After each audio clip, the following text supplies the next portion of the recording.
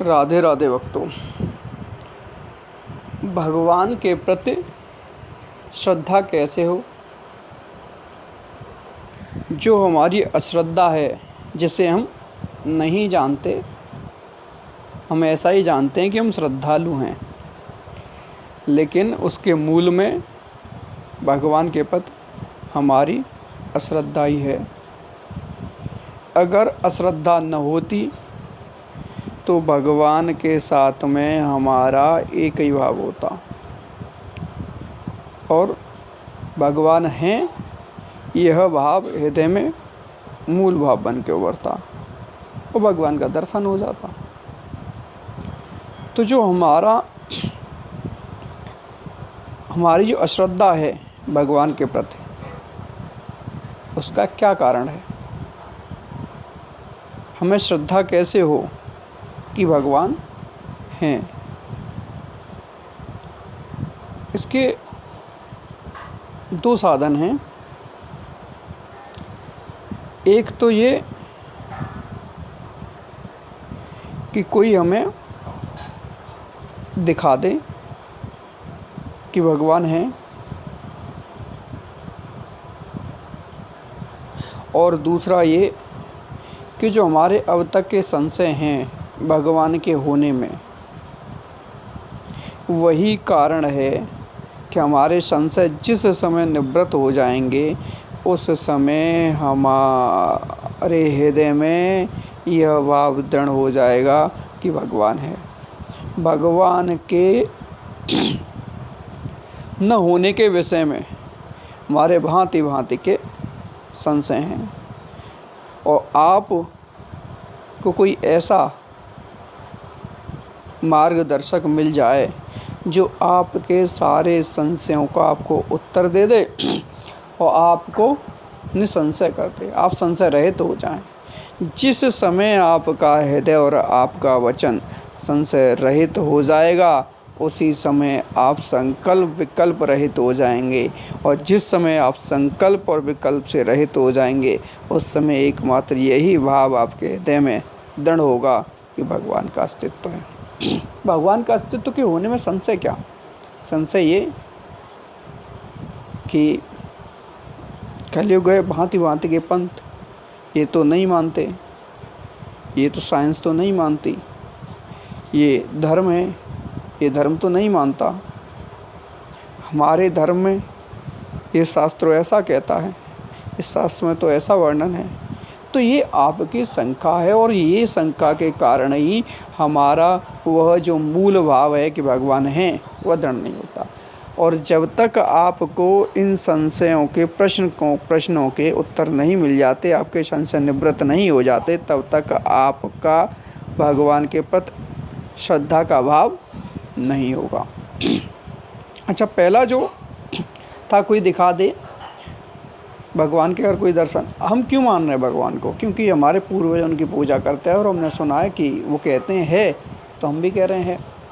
इसके लिए एक छोटी सी कहानी के माध्यम से, एक दृष्टांत है, बड़ा मार्मिक प्रामाणिक है, तो उसके माध्यम से समझते हैं।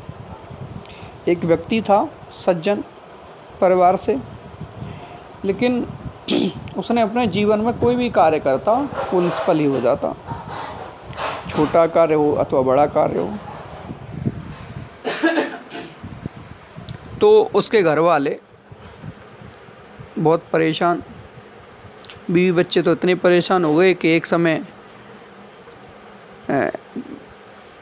उनकी पत्नी ने और बच्चों ने उनको लात मार के घर से बाहर निकाल दिया कि जाओ, तुम कुछ कमाते तो हो नहीं, बस हमें ही तुम्हें कमा के खिलाना पड़ता है, तो इससे तो अच्छा तुम न होते तो अच्छा था, जाओ कहीं जाके मर जाओ, धिक्कार के उनको। अब जब पुरुष की मर्दांगिनी को ठेस पहुंचती है ऐसे, बीवी और बच्चे, माता पिता से भी अधिक स्नेह पत्नी से करता है, वो निकाल दे घर से, बच्चे भी कह दें, तो उसकी मानसिक पीड़ा की अवस्था हम और आप समझ सकते हैं। तो उसको इतनी पीड़ा हुई कि उसने निश्चय कर लिया कि अब मैं मरना है मुझे, और मरने के उपाय खोजने लगा। खोजते खोजते जंगल की ओर निकल गया। जंगल में उपाय कर ही रहा था कि इतने में उसे सामने से आते हुए एक संत पुरुष दिखाई दिए, और जैसे उनकी तरफ उसकी दृष्टि पड़ी तो ऐसा लगा कि हजारों सूर्य एक साथ उदय हो गए हों। आहा! जैसे ही उनकी तरफ देखा तो उसको एक आशा की किरण दिखाई देने लगी कि अब कुछ हो सकता है। उसको लगा कि अब मेरे जीवन में परिवर्तन आने ही वाला है। ये तो सर्वसमर्थ हैं। और जो संत थे वो तुरीयातीत अवस्था में स्थित, ब्रह्म तत्ववेता, सब कुछ जानने वाले, जैसा है वैसा। उनको कोई अच्छा दे दो तो हर्षित नहीं हो देते, गाली दे दो और कांटे की सैया पे सुला दो या कोई दुख की भरी बात कहे तो उससे दुखित नहीं होते थे, संभाव। ऐसे संत थे। तो उनके पास गए और लोटपोट हो गए महाशय जी और कहने लगे, पाय माम शरणागतम, पाय माम शरणागतम, रक्षा करो रक्षा करो, रक्षतम रक्षतम। उन्होंने अपने बुजुर्ग हाथ थे तो उठाया और कहा, क्या बात है, क्या परेशानी, क्या चाहते हो? तो ये महाशय बोले, सीना चौड़ा कर लिया और रो रहे थे, आंसू पोंछ लिए। कहा कि मुझे वो वस्तु दो जिस वस्तु की वजह से मुझे घर वालों ने धिक्कार दिया। अपनी धर्मपत्नी, अपने चाचा, ताऊ, पड़ोसियों को दिखा दूंगा मैं कि मेरे पास इतना धन है। और छाती चौड़ी कर ली गर्व से, कहा कि मुझे धन चाहिए, धन। मुस्करा दिए संत पुरुष और हंसे। भगवान के पास जा कर के कोई भूसा मांगे तो संत पुरुष की वही अवस्था, वही मांगा। तो उन्होंने कहा ठीक है।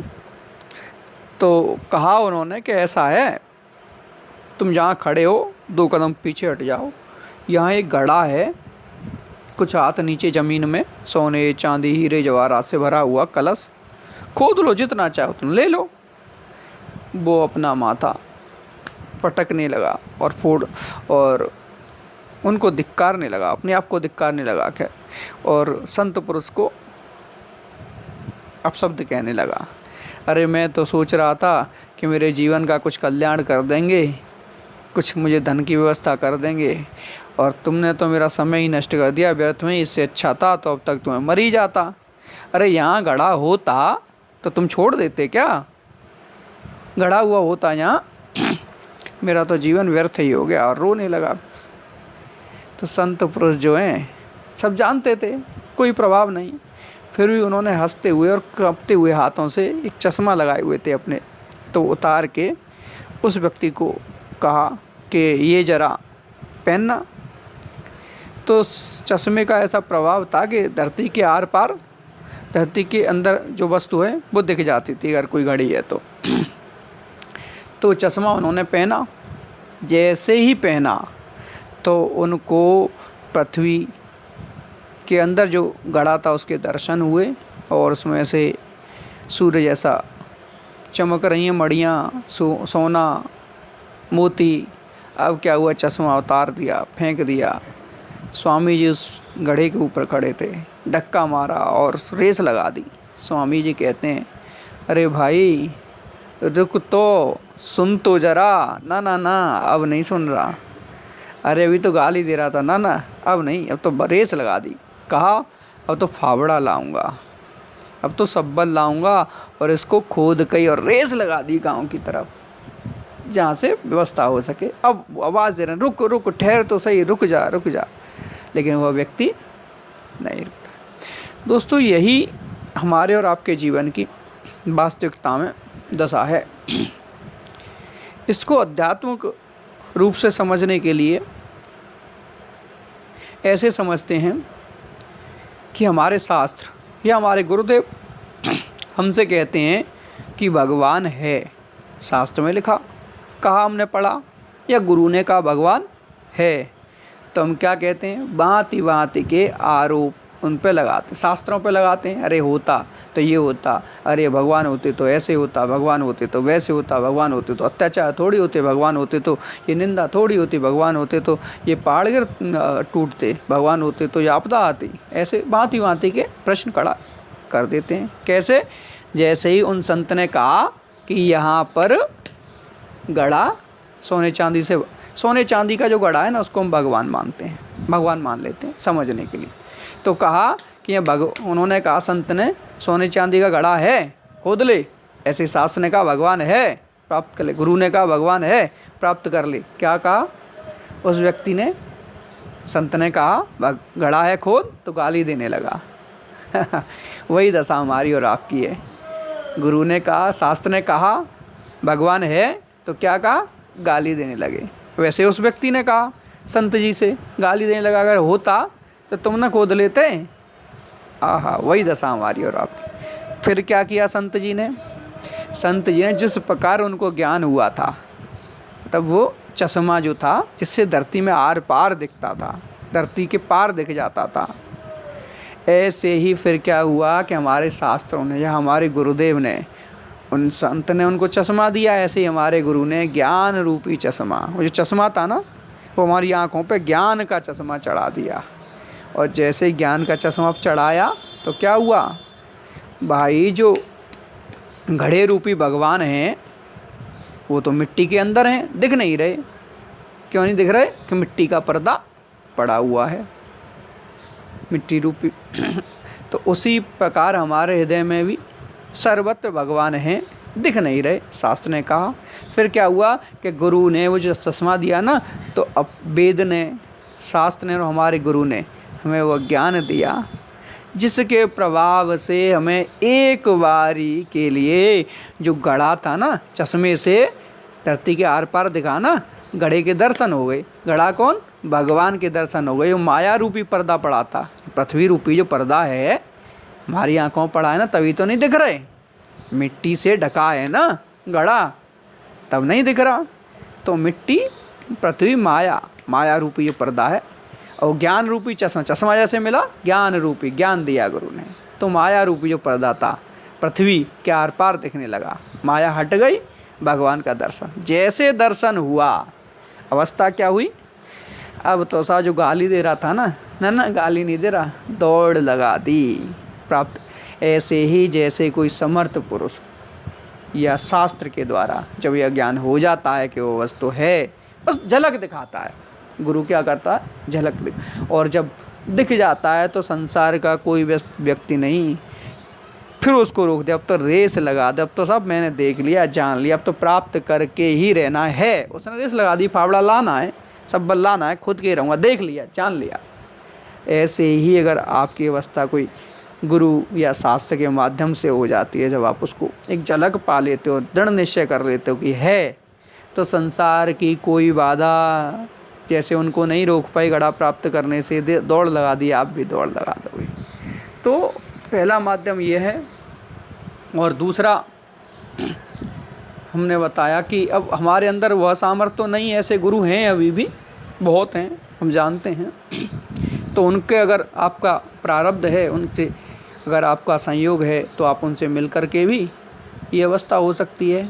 और फिर दूसरा जो सहज है, सरल है, तो किसी ज्ञानी पुरुष के पास जा कर के अपने संशयों को निवृत्त कर लेना, अपने प्रश्नों के उत्तर ले लेना, तो आप संशय रहित हो जाएंगे। और संशय रहित होते ही आपको दृढ़ विश्वास हो जाएगा कि भगवान है, और फिर उस मार्ग पर चल पड़ेंगे। और जैसे ही उस मार्ग पर चलेंगे तो एक समय ऐसा आएगा कि हृदय में केवल वही मूल भावना शेष बचेगी, भगवान है, और भगवान का अस्तित्व वही एकमात्र मेरे हैं। उसी क्षण भगवान का प्राकट्य हो जाएगा। भक्तों, आज इतना ही, और फिर मिलते हैं नए प्रश्नों के साथ, नए विषय पर चर्चा करने के लिए। राधे राधे।